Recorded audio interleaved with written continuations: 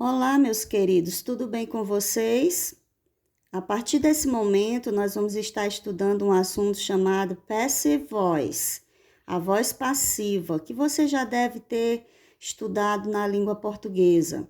E aí você vai ver os procedimentos na língua inglesa para que você possa acompanhar direitinho esse conteúdo.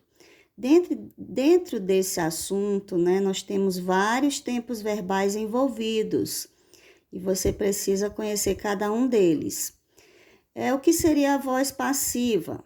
Se eu tenho um exemplo, João pintou a casa, isso seria voz ativa.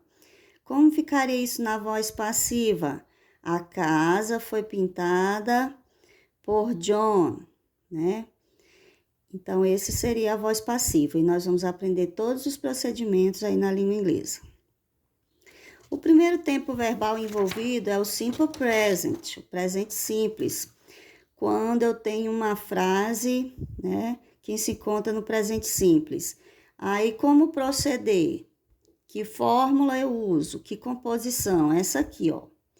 A primeira coisa que virá na minha resposta é o verbo to be no presente. Am, is ou are, que vai concordar com o sujeito que vai aparecer na frase. Que vem em seguida, verbo no particípio. O verbo principal, nesse tempo verbal, ele tem que ficar no particípio. E por último, a preposição by, que significa por, pela, etc. Quando eu vou usar essa composição? Sempre que a frase estiver no presente simples, tá bom? Então, vamos ao exemplo. Observem aqui esta frase. Nós temos aí, John loves Mary.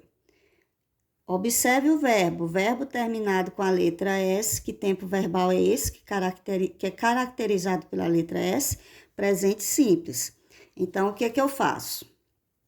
Aquilo que eu vou dividir a frase em 3 partes. Sujeito, verbo, objeto, tá bom? Então, o que é que vem no início? Aquilo que é objeto virá no início. Mary. Coloquei o objeto, aí eu vou lá para aquela formulazinha que eu lhe mostrei, ó. O que é que vem agora? Eu tenho que colocar uma dessas 3 palavras